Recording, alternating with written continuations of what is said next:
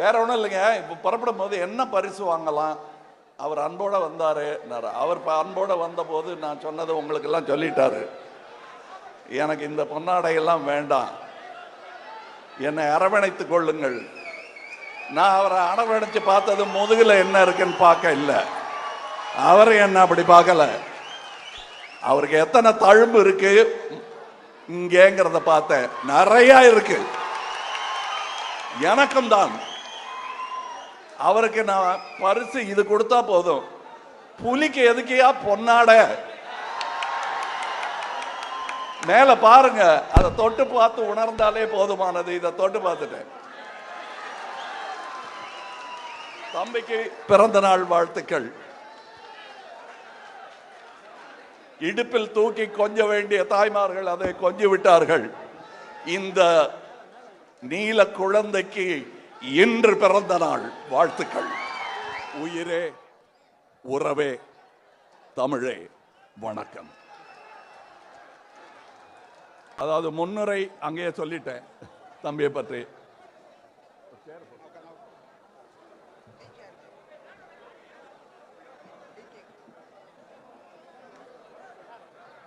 எனக்கு பிடித்தமான ஒரு புறநானூற்று உவமை.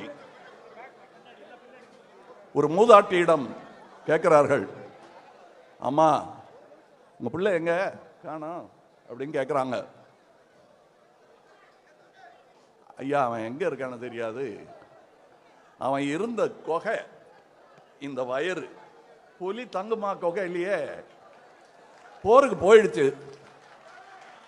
முன்னணியில் இருப்பான், கண்டிப்பா இருப்பான், திரும்பி வருவான், நம்பிக்கிட்டு தான் இந்த கொகை காத்துக்கிட்டு இருக்கு அப்படின்னு தாய் சொன்னாலாம்.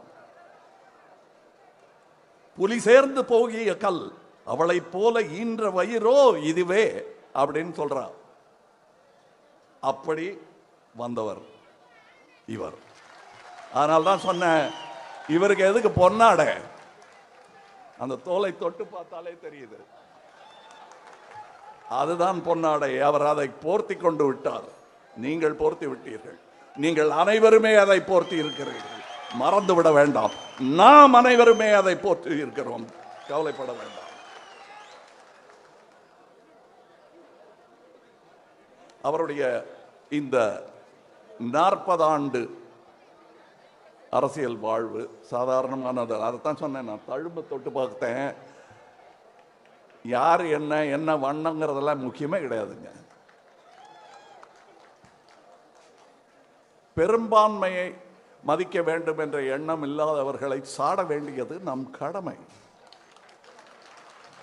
அண்ணா சொல்லி இருக்கிறார், தேசிய பறவை மயிலாகி விட்டது. பாப்புலேஷன் கணக்கெடுத்தால் காக்கை தான் தேசிய பறவை.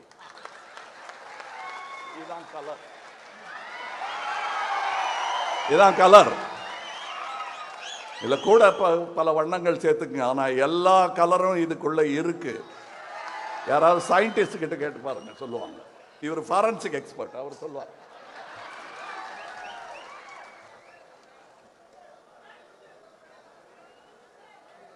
அதாவது கலைஞர் மூதறிஞர் அவர்கள் இவரை ஜெனரல் அப்படின்னு கூப்பிட்டாரு.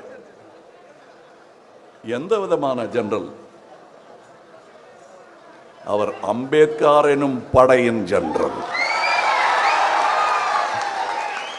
Caste is not a division of labor, it is a division of laborers. நீ அதான் நானும் அதான், ஏன்டா சும்மா போராடிக்கிட்டு என்று சொல்ற வார்த்தை அது. ஆங்கிலத்தில் சொன்னதுனால காரணம் தெரியவில்லை. சாதி பிரிவினைகள் தான் இந்தியாவின் பலவீனம். சாதிய தடைகள் நீக்கப்பட்டால், நீக்கப்பட்ட பின்புதான், பட்டால் இல்ல, அதற்கு பிறகுதான் நாம் ஒரே தேசமாக ஒரே மக்களாக இணைய முடியும்.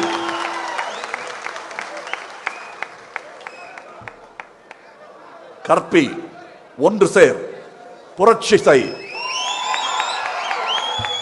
காப்பிரைட் கிடையாது, யார் வேணா சொல்லுங்க, ஆனா அந்த பேர் ஞாபகம் வந்துகிட்டே இருக்கும். ஒடுக்கப்பட்ட மக்களை அரசியல் மயப்படுத்துவது என்பது எளிதான காரியமே அல்ல. அப்படி அரசியல் மயப்படுத்துவர்கள் எல்லாருமே ஆச்சரியத்துக்குரியவர்கள், அற்புதமான மனிதர்கள். அடிக்கடி வரமாட்டார்கள், பயன்படுத்திக் கொள்ளுங்கள்.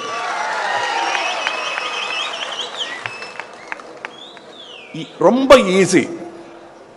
இதே பறை இந்த பாடல் இல்லாமல் போர்க்குரலாக ஒலித்தால் இங்கிருந்து வெளியே போகும்போதே ரத்தம் சிந்த வைக்க முடியும். ஆனால் அவர் எப்பவுமே நான் பார்த்திருக்கேன், இதோ வாய்ப்பு, அரசியலில் உங்கள் கதையை சொல்லணும், எங்களை வாங்க, இது ஆதாயம், இது அரசியல், இது அரசியல், இது ஆதாயம், எது வேணும்னு கேட்டா அவர் அரசியலை தான் தேர்ந்தெடுக்கிறார். இதுல உங்களுக்கு நிறைய கஷ்டம், அடி விழும். இது சௌகரியம், பணம் கூட கொடுப்போம், கல்யாணம் பண்ணி வைப்போம், சந்தோஷமா இருக்கலாம் அப்படின்னா இதைத்தான் எடுக்கிறார் அவர். அதனால் நான் வியக்கிறேன். ஏன் இப்படி சகோதரன் திடீர்னு ஒருத்தர் ஏதோ அரசியல் ஓட்டு இல்லையா, இது 2000 வருஷமா நடந்துட்டு இருக்கு, இதுல என்ன ஓட்டு? தமிழர்கள் ஓட்டு போட ஆரம்பிச்சது ராஜராஜ காலத்துல தானே. குடவோலை கொண்டு வந்தது யார்? அப்பதான் லேட்டா ஆரம்பிச்சிருக்கோம், அதனால கொஞ்சம் லேட்டா வந்து பிடிச்சு உழுக்கிறதுக்கு டைம் ஆகும். அதாவது இந்த கல்யாணம் பண்ணி வைக்கிறோம்னு சொன்னதுக்கு வேண்டாம்னு சொன்னதுக்கு ஒரு உதாரணம் சொல்றேன். திராவிட மணி தானே அவர் பேரு, திராவிட மணி, அந்த தொண்டர் கொடுத்த 10 பவுன் சங்கிலி, அதை இவங்க அம்மா என்ன பண்ணியிருக்காங்க, பா நம்ம பிள்ளை இப்படியே அலைஞ்சிட்டு இருக்கா, அதை வீட்டில் வச்சுட்டு வரப்போகிற பொண்ணுக்கு ஏதாவது நகை பண்ணி போடலாம் அப்படின்னா தான் அதை போய் அம்மா இது கட்சிக்காரன் கொடுத்தது, கட்சிக்குத்தான் பொண்ணு கொடுத்துருங்கன்னு அதை வாங்கி கட்சியில் போட்டாலே. அப்பவும் இதுவான்னு கேட்டா அது வேணாம், அதை தூக்கி இதில் போட்டுன்னு போடுறாரு.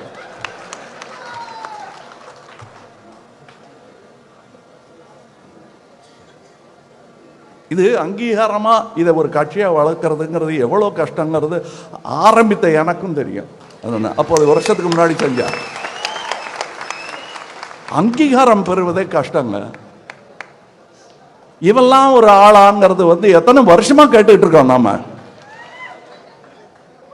அது பதவி ஆசையில் வரும் கோபமே தவிர அதுக்கும் சாதிக்கும் கூட சம்மந்தம் கிடையாது. ஆனா ஒண்ணு என்ன கேட்டாங்க, அரசியல்னா ஒரு எதிரியை முடிவு பண்ணிக்கலன்னா அது அவங்க சொல்றது தற்கால சம்பாத்திய அரசியல் பத்தி சொல்றாங்க. எனக்கு அரசியல் கடமை, என் தொழில் சினிமா, கோடி கோடியா சம்பாதிப்பேன், அப்புறம் இதெல்லாம் என்ன பண்ண போறேன்னு யோசிச்சா. இவங்க சுவிஸ் பேங்க்ல வச்சிருக்காங்களே சுவிட்சர்லாந்துல, அந்த பணம்லாம் இவங்க வியாதியஸ்தர்களா படுத்து கிடக்கும்போது திரும்பி வந்துதான்னு பார்த்தா வரவே இல்லை. அது அவங்க நம்புற சொர்க்கம். இந்த சொர்க்கங்கிற மாயை நம்ம ஒரு 4 சதுர அடி நிலம் வாங்கணும்னா புரோக்கர்கிட்ட கேட்பேன், எங்கப்பா இருக்கு, இது இங்கே இருக்கு, ரூட் இருக்கா, ட்ரெயின் இருக்கா பக்கத்தில், சாக்கடை வழியா பக்கத்தில், போய் மிதிச்சு பார்ப்போம். யாருமே பார்க்கல. பார்த்துட்டு ஒரு புரோக்கர் கூட சொல்லலை நம்மகிட்ட. இருக்கிறதா நம்பிட்டு இருக்கிற ஒரு இடத்துக்கு அட்வான்ஸ் கொடுக்குறோம். இதுக்கு இல்லை போடணும், இந்த சங்கிலி கொடுத்தார அதுதான் சொர்க்கத்துக்கான அட்வான்ஸ். என் படத்துல வரும், இந்த பாட்டெல்லாம் வரும். இதை உணர்ந்து தான் நான் வந்திருக்கேனே தவிர ஏதோ தப்பி அரசியல்ல எங்க போகணும், தடுமாற்றமா இருக்க, பிடிக்க ஒரு தோல் வேணும். ஏன் சாதியை சொல்லி என்ன கிண்டல் பண்ணுவாங்க. அதனால என்ன கேட்டாங்க, முதல் எதிரி தேர்ந்தெடுத்துட்டீங்களான்னு. தேர்ந்தெடுத்துட்டேங்க, சாதி தான் என் முதல் எதிரி.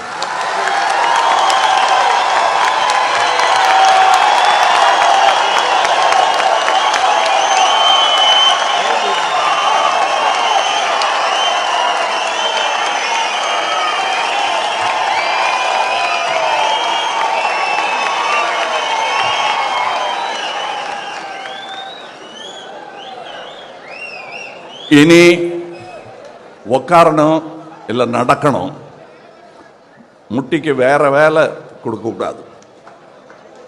புரியுதுங்களா? அது தரையில படுறதுக்காக வச்ச இடம் இல்லை, இதுதான். உள்ளங்கால் தான் தரையில் படுறதுக்காக வச்ச இடம். கட்ட விரல் ரொம்ப முக்கியங்க. அது கையில் இருந்தாலும் காலில் இருந்தாலும் முக்கியம், ஞாபகம் வச்சுக்கோங்க. இந்த கோபம் என் நெடுநாளைய கோபம். பிறப்பினால் நான் எவருக்கும் தாழ்ந்தவன் அல்ல, என்னை விட உயர்ந்தவர் யாரும் இல்லை என்பதை உங்கள் மனதில் பதிய வைப்பதுதான் இமாலய சாதனை. அதில் ஏறி நின்று கூவி விழிக்கும் டென்சிங்.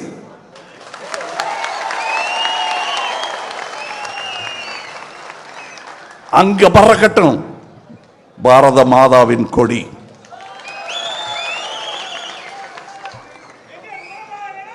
ஒரு சமுதாயத்தின் முன்னேற்றத்தை, பெண்களின் முன்னேற்றத்தை வைத்துத்தான் அளவிட முடியும். அம்பேத்கர் சொல்லி இருக்கிறாரு. நாங்க என்ன சொன்னோம்? மக்கள் நீதி மையத்தில் பெண்களுக்கு ஒரு உரிமை தொகை கொடுக்கணுங்க அப்படின்னு அது நாங்க சொன்னோம். செய்யல, சொன்னோம். ஐடியா எங்க இருந்து தான் வந்தது. ஆனா அதை செயல்படுத்தினார்கள். செயல்படுத்தினால் என் சகோதரன், அவ்வளவுதான். நான் வேற பார்க்கல. எனக்கு கட்சியும் கிடையாதுங்கிறேன். நான் எல்லா கட்சியும் என் கட்சின்னு நினைச்சிட்டா அதுதான் இந்தியா. நான் போய் அமர்ந்திருக்கும் சபை அவங்க ராஜ்யசபை. ராஜ்யசபா பேர் என்ன தெரியுமா? அது பேரே அப்பர் ஹவுஸ். அது இங்கிலீஷ்ல சொன்னா ஹவுஸ் ஆஃப் எல்டர்ஸ், மூத்தோர் வட்டம். அது காயினுக்கு ரெண்டு பக்கம், ஒரு பக்கம் அவரு, ஒரு பக்கம் நீங்க. புரியுதுங்கிறாங்க. ஐயோ எந்த காயின் பாக்குற? செலவார காயினா? திடீர்னு ஒரு நாளைக்கு இது செல்லாதுன்ட்டா எல்லாரும் கியூல நிக்கிறீங்கல்ல, அந்த காயின் இல்லை இது. இந்த காயின் வட்டமா தான் இருக்கும். ஒரு பக்கம் திரும்பி பார்த்தா ராஜ்யசபை தெரியும், இன்னொரு பக்கம் திரும்பி பார்த்தா லோக்சபை. இதெல்லாம் சுண்டி பாட்டா எப்படி போட்டாலும் தலை தான் விழும். இந்த தலை விழும், இல்ல இந்த தலை விழும்.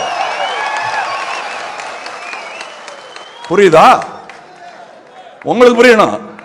நான் புரியுதான்னு கேட்கறது வெளியே இருக்கிறவங்கள. அவங்களுக்கு புரியும். அவங்களுக்கு புரிஞ்சா பயம், உங்களுக்கு புரிஞ்சா நம்பிக்கை. அதுக்கு தமிழ்நாடு தான் உதாரணம். அந்த நம்பிக்கை வந்துருச்சு, இன்னும் பலமா வரணும். இரட்டை இலக்க பொருளாதாரம் அதிர்ச்சியா இருக்கு அவங்களுக்கு எல்லாம். அந்த சகோதரர் ஸ்டாலின் கலைஞர் உரிமை தொகை அப்படின்னு ஒண்ணு கொடுக்கிறார் இல்லையா, அது அடியே நடுங்குது. இங்கதான் ஆரம்பிச்சது, இப்ப எல்லாரும் பண்றாங்க. அது எங்க இருந்து வந்ததுங்கிறதுக்கு நான் முதல் வாக்கியம் படிச்சு காட்டிட்டேன். இவர் உருவெடுத்த பிறகுதான் ஒடுக்கப்பட்ட உழைக்கும் மக்களுக்கு உண்மையான விடுதலை கிடைப்பதாக நாம் நினைக்கிறோம்னா ரொம்ப சுருங்கிடும். நாம் நினைக்கிறோம். அத நான் சிதம்பரம் தொகுதியில இவருக்காக பிரச்சாரம் போன போது நான் உணர்ந்தேன். யூனிஃபார்ம் போட்டுக்கிட்டு நின்ன போலீஸ்கார கண்ணில் தண்ணி வருதுங்க. எங்க ரெண்டு பேர், நானே இவருக்கு மூத்தவர், எங்க ரெண்டு பேரையும் மூத்த ஒரு அம்மா கையை கொப்பிட்டு இவரை பார்க்கறாங்க. அவங்க கண்ணிலையும் கண்ணீர். அந்த கண்ணீரை பார்த்து உணர்ச்சி எல்லாம் படல, அந்த உணர்ச்சி வசப்படுறது இல்லை, உணர்ச்சியை புரிந்து கொண்டேன். அந்த பானையை தூக்கி பிடிச்சேன்.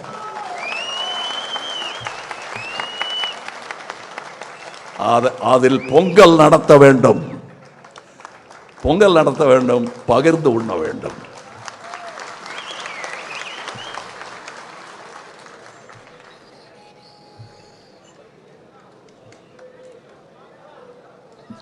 எல்லா வகையான அடக்குமுறைக்கும் ஒடுக்குமுறைக்கும் எதிர்த்து போராடுபவன் போராளி இல்ல, டெமோக்ராட்டிக் ஃபைட்டர்.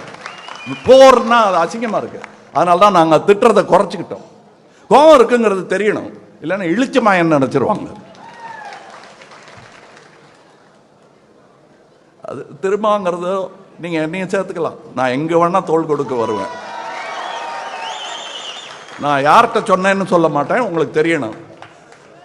ஐயா, ஆசியாவின் முதல் சென்ட்ரிஸ்ட் பார்ட்டி மக்கள் நீதி மையம். அதை சொல்ல வேண்டிய இடத்துல சொல்லிட்டேன். இதை நீங்க பூரா இடது பக்கமும் இழுத்துற முடியாது. காட்டுக்குள்ள துப்பாக்கியை கொடுத்து அனுப்ப முடியாது. பூரா அதை வலது பக்கம் அனுப்பி என்ன அகோரி ஆக்க முடியாது.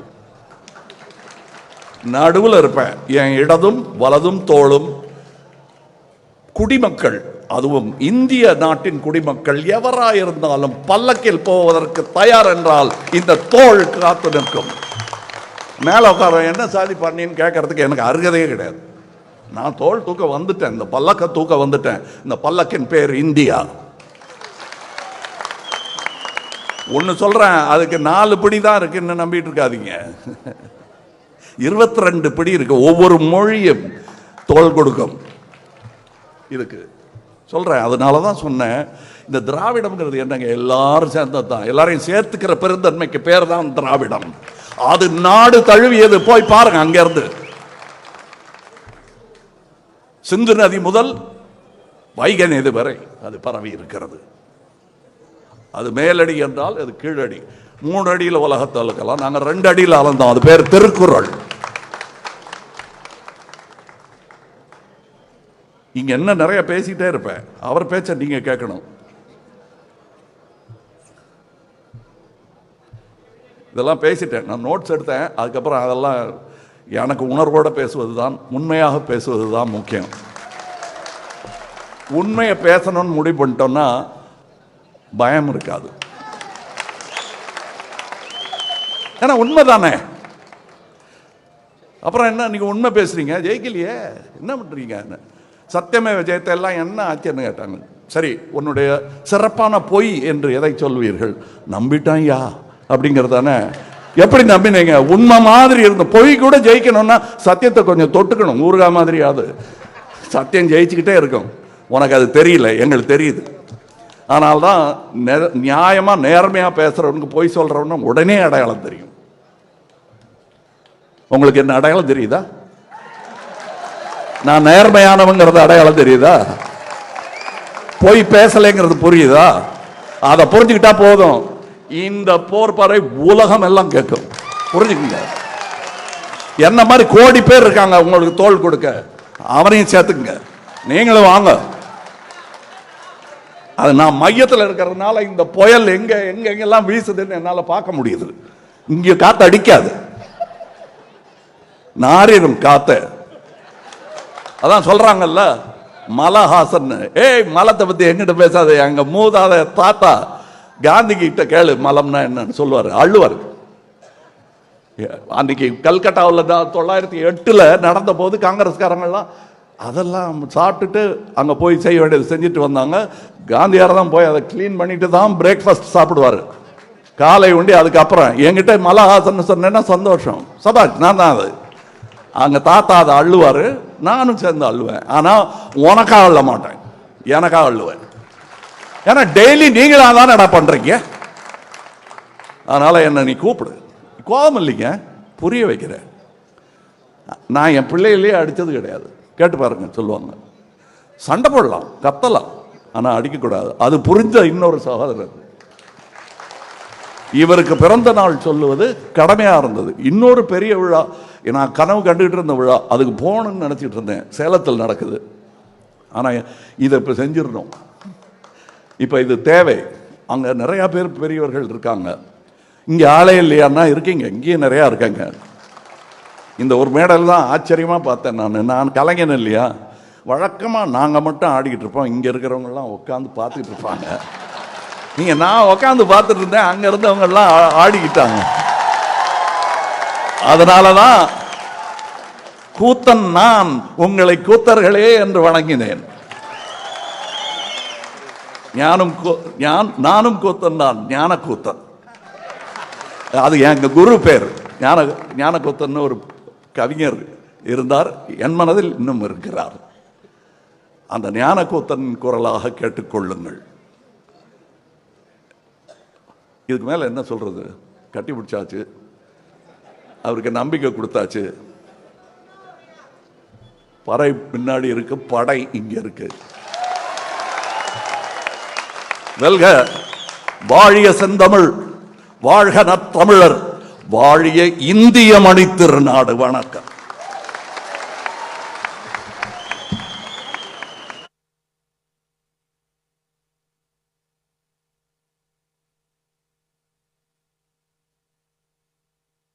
பாத்து பாத்து பாத்து சீரியஸா வாங்க. கண்டிப்பா வருவேன்.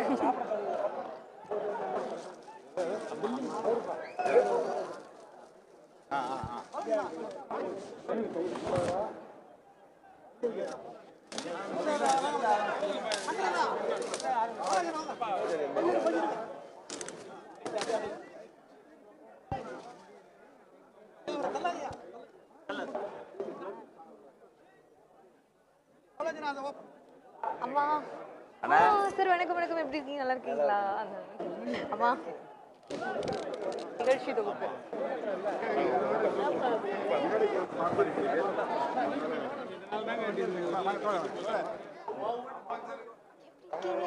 எவ்வளோ வருஷம் கழிச்சு பார்க்கல பார்த்தீங்களா? இப்போ கலைஞர் நியூஸ் வந்துட்டேன். ஆனால் நான் உங்களுக்கு பார்த்துட்டே இருக்கேன் டிபேட்க்கு.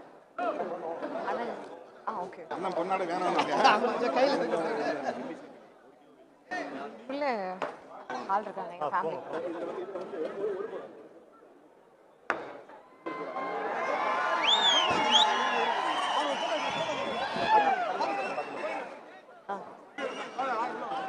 நானும் சாப்பிட மாட்டேன்.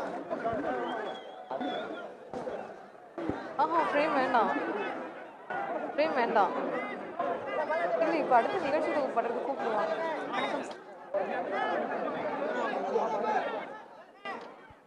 அது ஊடகரங்கம் கடைசியில் போட்டிருக்காங்க. ஆனால் தலைவர் சொன்னோடனே மாற்றிடுவாங்க. எது முதல்ல இருந்து தலைவர் சொன்னோடனே மாற்றிடுவாங்க. இப்போ சார் நிகழ்ச்சி நல்லா இருக்கீங்களா? வாங்க.